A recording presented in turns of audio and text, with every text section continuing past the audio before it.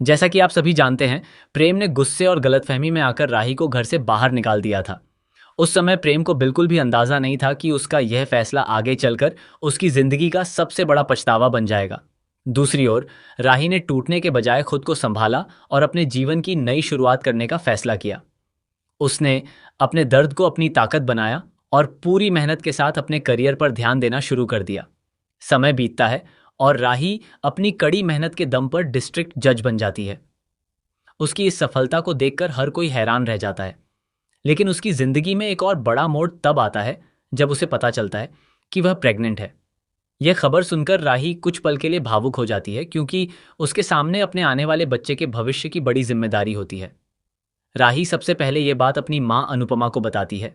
यह सुनकर अनुपमा बेहद खुश होती है, लेकिन साथ ही वह राही को समझाती है कि इस बच्चे का पिता प्रेम है और उसे भी यह जानने का पूरा अधिकार है कि वह पिता बनने वाला है। अनुपमा चाहती है कि दोनों के बीच की दूरियां खत्म हो जाएं और उनके रिश्ते को एक नई शुरुआत मिले। लेकिन राही इस बात से सहमत नहीं होती। वह कहती है कि उसे कोठारी हाउस का माहौल अच्छी तरह याद है।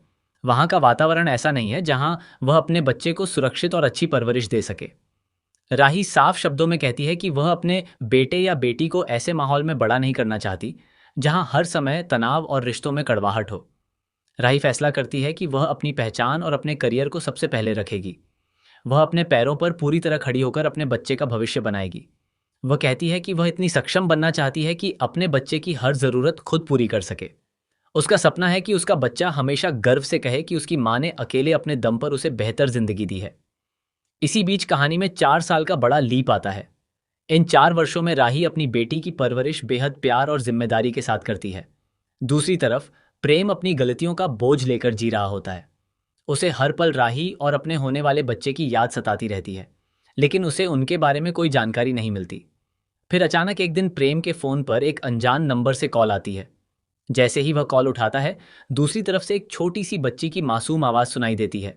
वह प्रेम को पापा कहकर बुलाती है। यह शब्द सुनते ही प्रेम के पैरों तले जमीन खिसक जाती है। उसकी आंखें नम हो जाती हैं और उसे एहसास होता है कि यह उसकी अपनी बेटी है, जिससे वह 4 साल तक अनजान रहा। अब सबसे बड़ा सवाल यह होगा कि क्या प्रेम अपनी बेटी से मिल पाएगा? क्या राही उसे अपनी बेटी की जिंदगी में वापस आने देगी? क्या अनुपमा एक बार फिर दोनों को करीब लाने की कोशिश करेगी?